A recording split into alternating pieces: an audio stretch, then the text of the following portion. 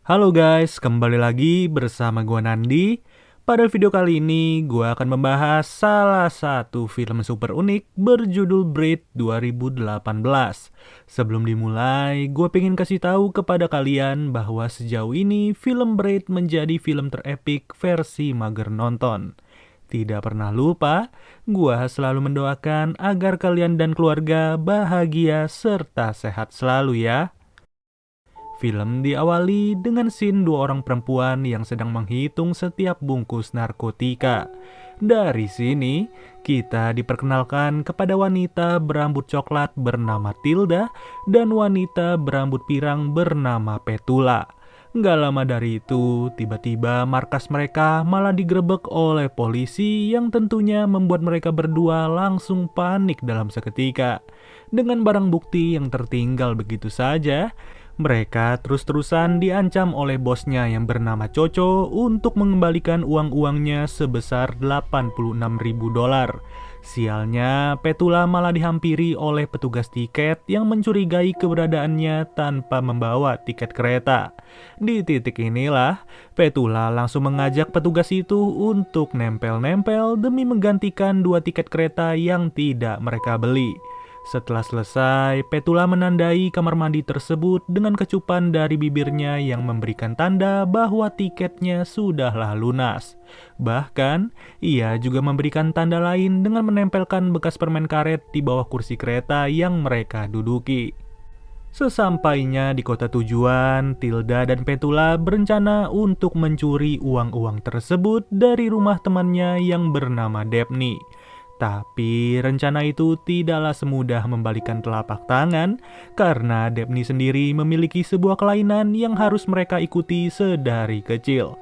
Apalagi mereka berdua hanya memiliki waktu selama 48 jam untuk mengembalikan uang-uang tersebut kepada Coco. Lalu, kita diajak flashback kepada kisah masa kecil dari Daphne yang dimana semasa kecilnya ia selalu mengajak Tilda beserta Petula untuk bermain selayaknya ibu, dokter, dan juga anak. Ketika mereka berdua sudah tiba, inilah saatnya untuk mengikuti segala kemauan Daphne. Dimulai dari Tilda yang seolah-olah baru ingin berangkat sekolah yang tentunya membuat Daphne kebingungan sejak kapan ia bermain. Namun tidak butuh waktu lama, ia pun langsung merespon panggilan dari anaknya yang membuat seorang ibu harus bergegas cepat untuk menyiapkan sarapan. Di lain situasi, Petula sedang menaruh handphone miliknya dan juga Tilda ke dalam sebuah kotak surat. Yang dimana sebentar lagi ia juga harus masuk ke rumah itu untuk berperan sebagai seorang dokter pria. Di sisi lain, Tilda menyempatkan diri untuk melihat situasi sekitar yang terpampang jelas bahwa permainan ini baru saja dimulai dari tanggal 8. Ya, layaknya seorang ibu, Daphne menyiapkan sarapan dengan sepenuh hati kepada anaknya itu. Hanya saja, ia menyadari kalau kukunya Tilda belumlah digunting dan masih terlihat kotor seluruhnya. Alhasil, Daphne berniat untuk mengguntingnya dengan gunting dapur, tapi tindakannya harus dihentikan karena terdengar suara bel rumah. Sudah jelas, bunyi bel itu berasal dari Petula yang berperan sebagai dokter langganan dari Daphne sendiri. Padahal Tilda nggak sakit sama sekali, tapi Daphne menganggapnya sedang demam parah pada saat itu juga. Yang bikin nggak habis pikir, Daphne sangat ingin anaknya diperiksa dengan cara yang tidak biasa. Dimulai dari sebuah palu kecil yang diketok ke lututnya Tilda, sampai palu sebesar gaban yang diketok juga dan membuat lututnya berdarah. Kemudian, Daphne menyiapkan makanan untuk anaknya yang terlalu bandel maupun si dokter yang dipaksa untuk menginap. Tidak lain tidak bukan, Daphne sudah menyiapkan sebuah kamar bagi si dokter untuk beristirahat senyaman mungkin. Singkat cerita, Tilda bersama Petula sudahlah terbangun dari tidurnya dan mereka langsung bertemu di halaman rumah. Di titik ini, secara tiba-tiba mereka berdua malah mengalami sebuah halusinasi yang memberikan gambaran pada masa kecil mereka. Lebih tepatnya, waktu itu Daphne harus terjatuh dari rumah pohon karena didorong oleh Tilda maupun Petula yang sudah bosan untuk bermain. Naasnya, kondisi itu harus membuat seorang detektif turun tangan dan mendengar bahwa Daphne tidak akan bisa mengandung seorang anak. Dari situlah, Tilda bersama Petula langsung diinterogasi, tapi si detektif malah diberikan sebuah gantungan kunci. Di lain situasi, Petula terus-terusan mengalami kondisi yang sama di saat ia berada di dalam rumah tersebut. Beruntungnya, ia menemukan sebuah kunci mobil di kamarnya Daphne yang langsung ia ambil saat itu juga. Namun sayang, Daphne mengetahui tindakan tersebut dan langsung menghantam mereka berdua dari belakang. Lalu, scene berpindah lagi kepada seorang detektif bernama Sigel yang pernah mengurus kasus dari jatuhnya Daphne. Kali ini, ia mendapatkan laporan bahwa terdengar suara teriakan wanita yang berasal dari salah satu rumah. Sudah jelas rumah yang dimaksud adalah rumah dari Daphne sendiri, apalagi ia malah menyekap Petula maupun Tilda dengan uraian rambut milik mereka masing-masing. Tidak lama dari itu, Daphne langsung melepaskan Tilda dan juga Petula di dalam rumah tersebut seperti biasa. Tentu kesempatan ini pun mereka gunakan untuk mencari berangkas milik Daphne yang berisikan seluruh harta warisannya. Namun sial, segala pencarian yang dilakukan oleh mereka berdua tidaklah membuahkan hasil sama sekali. Hanya saja hal tersebut tidak membuat Petula menyerah, melainkan ia sengaja melihat sudut demi sudut yang berada di rumah itu. Ia pun mengikuti setiap tanda yang ada di hadapannya untuk mencari berangkas tersembunyi. Dan benar saja, tindakan Petula tidaklah sia-sia yang dimana ia berhasil menemukan berangkas itu serta membukanya dengan sempurna. Setelah itu pun, ia langsung mengajak Tilda untuk kabur malam-malam ketika Daphne sedang beristirahat. Akan tetapi, baru saja tiba di tepi jalan, Petula malah langsung ditabrak begitu saja oleh sebuah mobil yang tidak tahu dari mana. Ya, sudah pasti ia sengaja ditabrak oleh Daphne sendiri yang sudah gregetan dengan tingkah laku dari Petula. Bahkan, mulutnya juga disayat dengan sebuah pisau sambil disaksikan oleh Tilda yang sedang dikandangin. Beberapa jam setelah itu, Daphne memberikan sebuah informasi bahwa ia sudahlah positif hamil. Mendengar hal tersebut, Tilda cuma bisa ketawa aja karena ia sadar kalau Daphne tidak akan bisa mengandung seorang anak. Apalagi alasannya sendiri juga lebih ngaco, yang dimana ia berkata bahwa dirinya sedang mengandung anak dari dokter Petula. Namun dari situasi ini, Petula tetap meladeninya dengan serius dan bersikap seolah-olah semua itu benar.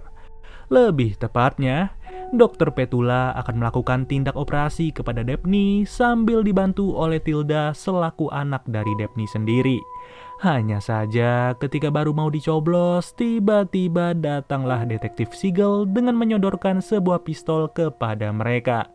Niatnya sih ia ingin menangkap Petula dan juga Tilda, tapi siapa sangka kalau kedatangannya akan berujung sebuah tragedi. Ya, bisa kalian perhatikan, detektif itu harus dibantai habis-habisan oleh Tilda maupun Daphne yang tidak lagi memiliki kesabaran. Bahkan, Petula juga disuruh untuk berpartisipasi karena detektif itu sudah dianggap sebagai orang jahat. Setelahnya, potongan tubuh dari detektif Sigel pun langsung diletakkan ke sebuah galian yang sudah mereka buat untuk dikubur saat itu juga. Begitupun halnya dengan mobil patroli milik si detektif yang sengaja diceburkan ke dalam sebuah danau dengan tujuan untuk menghilangkan jejak. Luar biasanya, kematian dari detektif itu malah dirayakan oleh mereka bertiga tanpa rasa kasihan sedikitpun. Terlebih lagi, Tilda tetap memainkan perannya seperti biasa dan sama halnya dengan Petula yang sibuk menjadi dokter. Sampai di suatu waktu, Petula berniat untuk memeriksa setiap handphone yang sudah ia taruh di kotak surat pada hari pertama. Tapi anehnya, kotak surat itu cuma berisikan sebuah gantungan kunci milik detektif Sigel yang sudah tewas.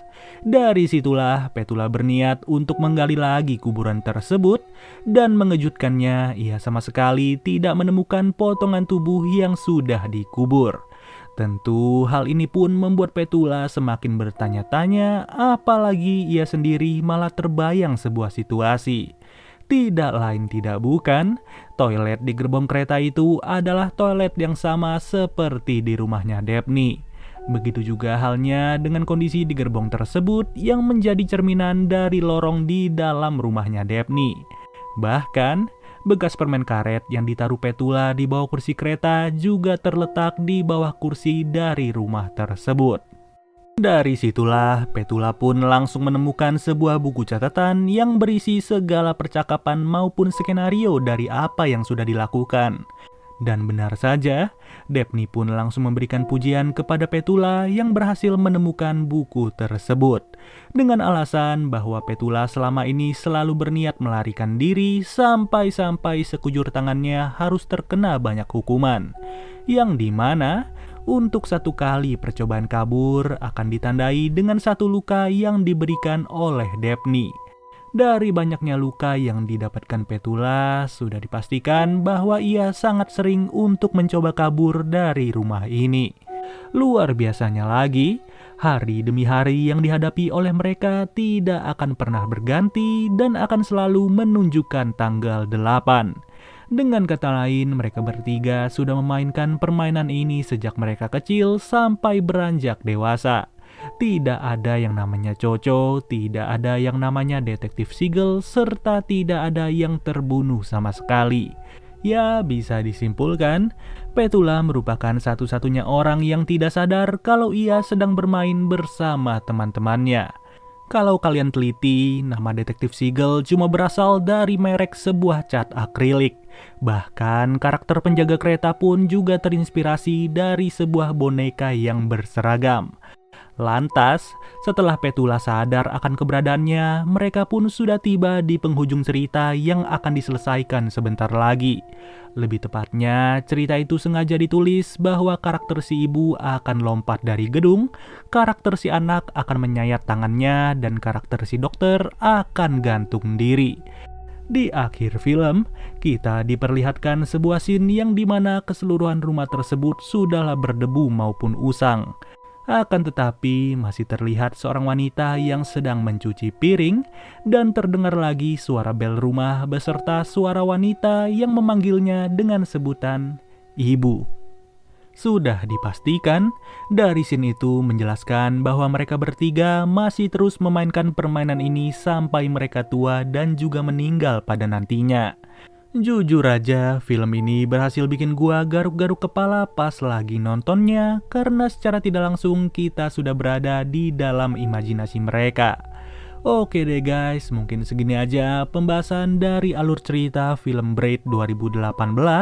Sampai bertemu lagi di video berikutnya. Gua Nandi cabut dulu. Dadah.